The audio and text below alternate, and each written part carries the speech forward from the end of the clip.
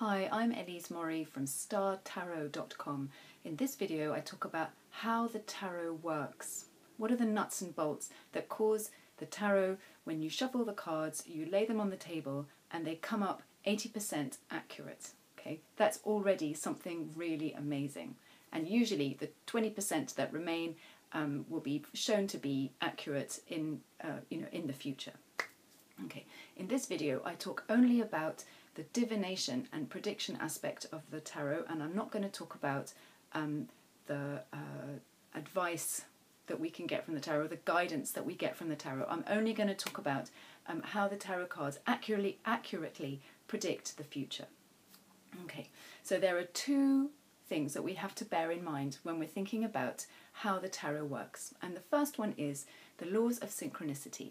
So synchronicity is a meaningful coincidence whereby everyone has experienced this. In this kind of experience, you're thinking about somebody and thinking, oh, I wonder what happened to this person, and maybe a week later they contact you on Facebook and they want to be your friend. Or you're talking about somebody to a friend, and that friend says, oh, I was just thinking about him the other day. Okay, so we've all experienced this kind of meaningful coincidence. And how does this happen, right? So in quantum physics, I'm not really qualified to talk about quantum physics, but I'm going to do it anyway. In quantum physics, time is not represented as a line where, cause, effect. I mean, that's part of the bigger picture, but basically the idea is that time is like a large flat plane with many events all happening at the same time and all affecting one another, okay? So then, not only is time not represented as a line but as a flat plane, this plane is kind of bunched up on itself so that it would look like a big messy unfolded sheet, or it would look like a human brain or a walnut or something. It's all, and then all the parts that touch each other maybe loop back in on each other. So basically, that would be, according to quantum physics, this is how time sometimes loops back on itself. And we know this because we go through cycles again and again, so it feels like time is repeating itself. So that's synchronicity, and that's number one.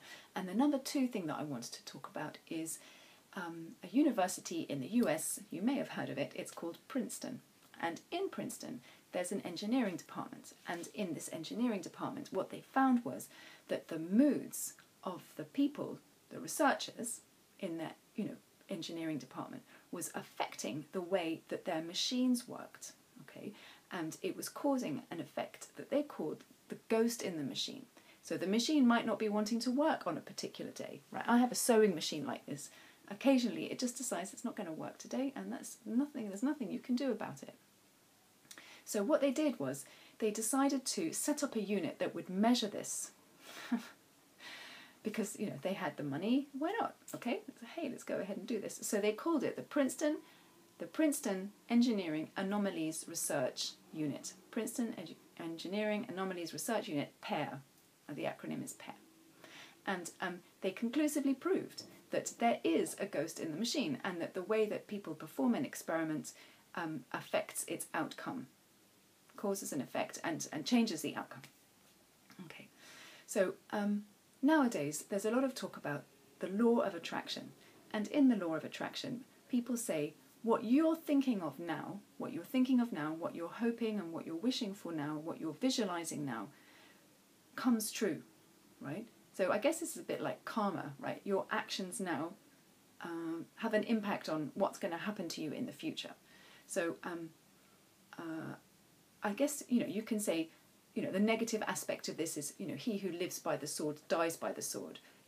People, they behave really badly and then bad things happen to them in the future, right? But if you visualize something really strongly, something happening to you, in the end, it most likely will happen to you if you keep on, kind of wishing and hoping and moving in that direction.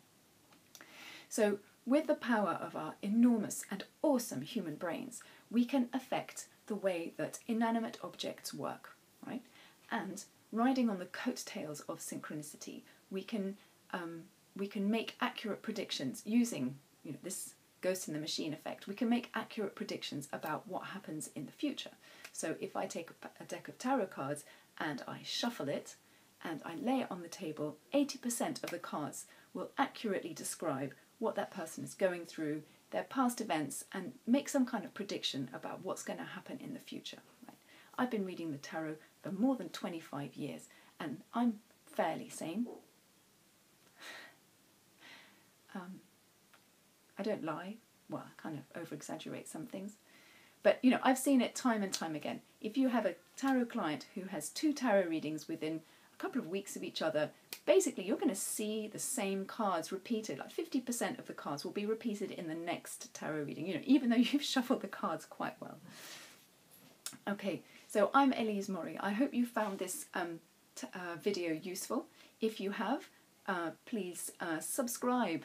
Yay, to my video channel. And if you have any comments, anything you'd like to add, please go ahead and be respectfully commenting in the box below. All right then, thanks very much for watching. Goodbye now.